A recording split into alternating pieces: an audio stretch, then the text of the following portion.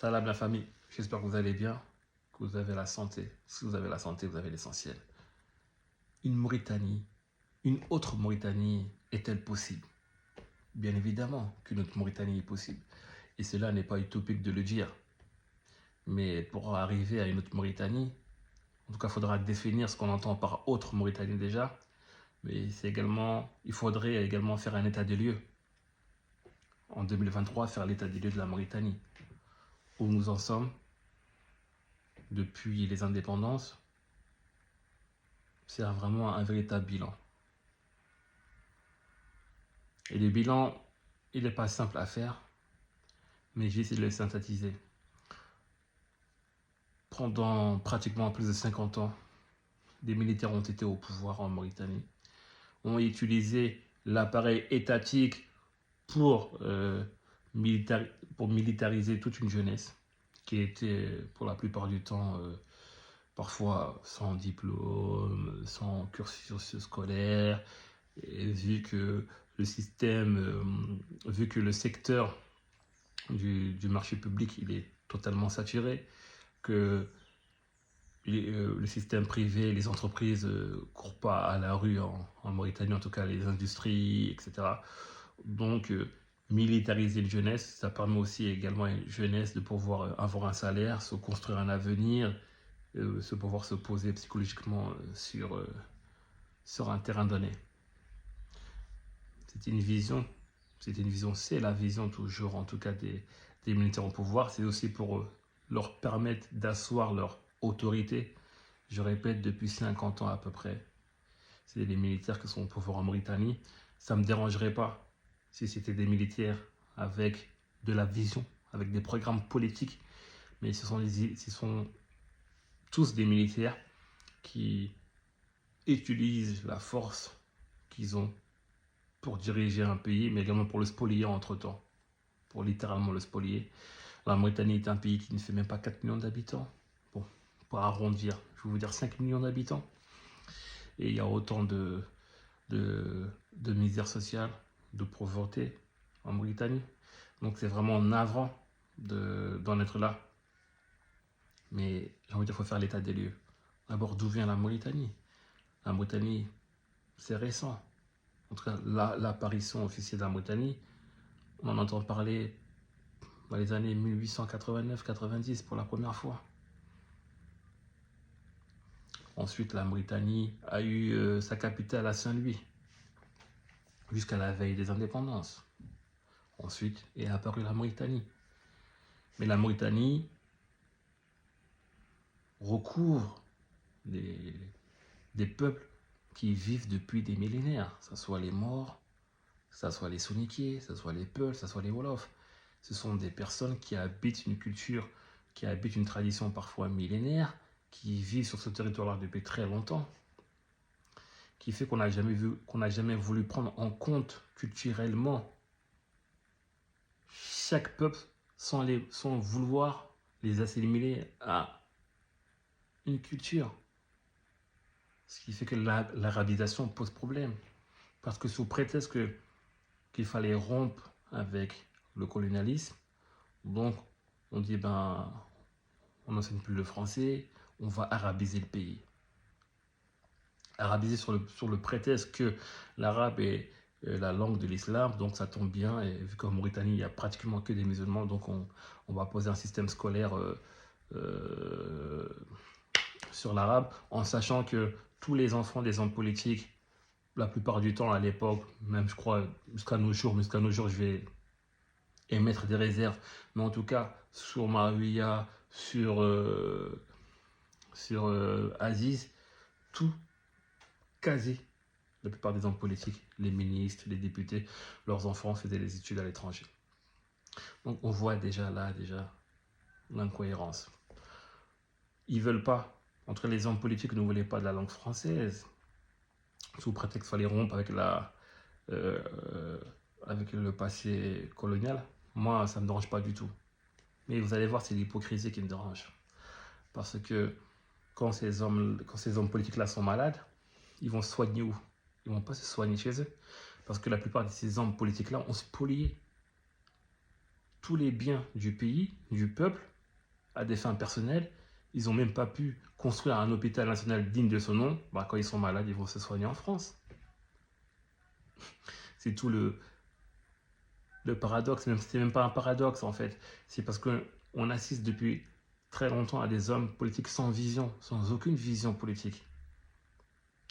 D'un côté, depuis 1960, il s'est passé beaucoup de choses en Mauritanie. Parfois des faits tragiques qui ont marqué à jamais l'histoire de la Mauritanie. Cela, on veut le mettre de côté. On veut mettre de côté que ce sont les militaires qui dirigent le pays. On veut mettre de côté la gabegie. La corruption, c'est phénoménal. Qu'une partie, une toute infime partie de la population détient toute l'économie de la Mauritanie. On voit une majorité de populations qui n'ont absolument rien. Mais une autre Mauritanie est possible. L'autre Mauritanie est possible comment? Déjà faire un état des lieux, accepter ce qui s'est passé, c'est important. Accepter et reconnaître. Faire notre deuil national, nous tous, toutes les composantes de la Mauritanie. Que ces militaires retournent de leur fonction originelle, qui est de sécuriser un pays. Et ils sont là depuis très longtemps, pratiquement un demi-siècle. Est-ce qu'ils vont se laisser du jour au lendemain se faire retourner? J'en doute fort. Mais déjà cela, il y a avoir une vision politique. Qu'est-ce qu'on veut pour la Mauritanie? Quelle philosophie on veut? Quel type d'économie on veut? On veut une économie basée sur les principes de l'islam. Mettons en place des techniques, des moyens, des outils qui respectent ces principes-là. Mais la plupart des visions économiques, en tout cas qu'ont mis en place ces hommes politiques, bah, vous regardez par vous-même les journaux. C'est quoi? C'est faire des prêts à la Banque mondiale, les rembourser. D'ailleurs, les rembourser, c'est un oxymore, parce que l'argent est détourné à longueur de journée. Les faits, c'est factuel, hein. C'est là.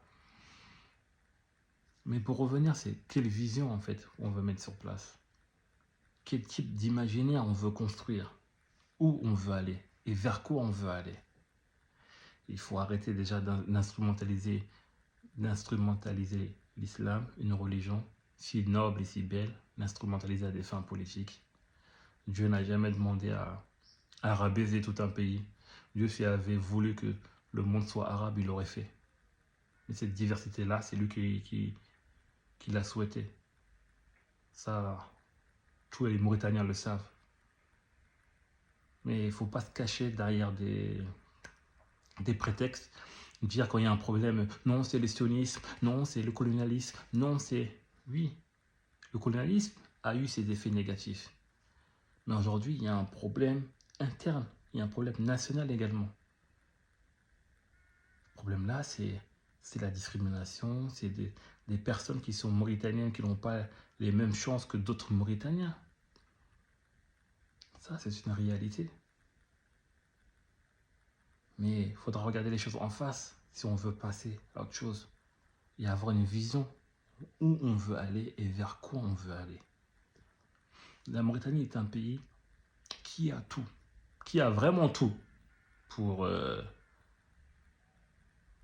vivre paisiblement. Il y a les terres arables au sud, il y a du fer minéré, il y avait une des eaux les plus poissonneuses au monde, mais cette eau-là aussi a été spoliée par nos hommes politiques à nous. Il y a du pétrole qu'on ne voit jamais d'ailleurs. Il y a de l'or, pareil, qu'on ne voit jamais d'ailleurs. Il y a tout. Il y a 5 millions d'habitants. Les gens ne sont pas forcés de s'aimer pour vivre ensemble. Qui est la justice, qui est une équité politique, que les enfants de la Mauritanie soient traités de manière équitable, peu importe leur couleur, peu importe leur culture, peu importe leur tradition. Mais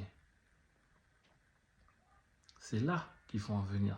Et pas avec des faux débats qui ne mènent nulle part. Encore une fois, quelle Mauritanie voulons-nous? Quand on va en Mauritanie, les infrastructures routières, c'est une catastrophe. Dans les appels d'offres, la corruption, elle est monumentale. Une pollution immense a eu lieu dans nos eaux. Où on veut aller? Qu'est-ce qu'on veut faire? La Mauritanie est si belle, si magnifique. C'est un trait d'union entre le Maghreb et l'Afrique. C'est l'empire du Ghana, l'empire du Mandingue, c'est les Amazigh, c'est les Arabes, c'est les Peuls, les Soninké, c'est toutes ces cultures-là, c'est toute une richesse. Et en plus, le comble, je ne sais pas si c'est un comble, une religion est partagée. Donc normalement, il y a toutes les conditions qui sont réunies pour en faire un État magnifique. Il y a un État prospère pour les Mauritaniens et Mauritaniennes.